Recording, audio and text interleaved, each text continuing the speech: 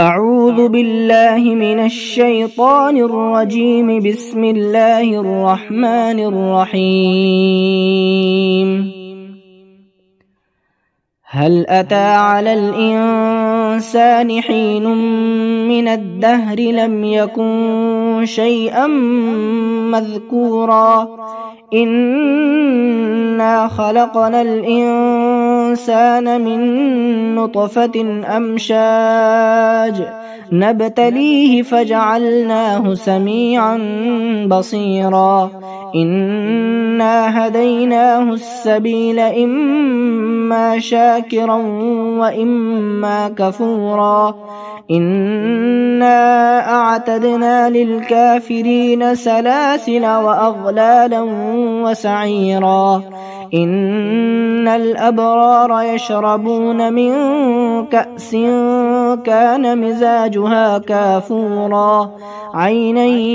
يشرب بها عباد الله يفجرونها تفجيرا يوفون بالنذر ويخافون يوما كان شره مستطيرا ويطعمون الطعام على حبه مسكينا ويتيما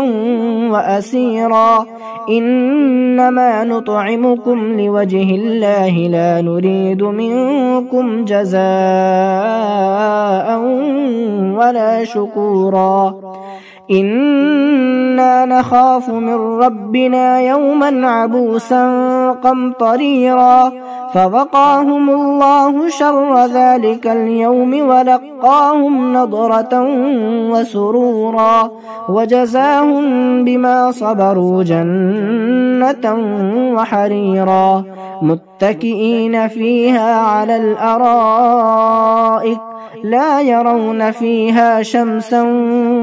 ولا زمهريرا ودانية عليهم ظلالها وذللت قطوفها تذليلا ويطاف عليهم بآنية من فضة وأكواب كانت قوارير من فضة قدروها تقديرا ويسقون فيها كأسا كان مزاجها زنجبيلا عينا فيها تسمى سلسبيلا ويطوف عليهم ولدان مخلدون إذا رأيتهم حسبتهم لؤلؤا منثورا وإذا رأيت ثم رأيت نعيما وملكا كبيرا عاليهم ثياب سندس خضر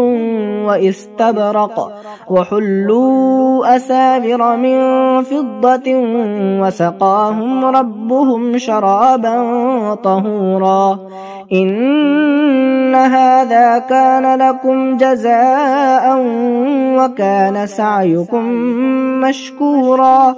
إنا نحن نزلنا عليك القرآن تنزيلا فاصبر لحكم ربك ولا تطع منهم آثما أو كفورا واذكر اسم ربك بكرة وأصيلا ومن الليل فاسجد له وسبحه ليلا طويلا إن هؤلاء يحبون العاجلة ويذرون وراءهم يوما ثقيلا نحن خلقناهم وشددنا أسرهم وإذا شئنا بدلنا أمثالهم تبديلا إن هذه تذكرة فمن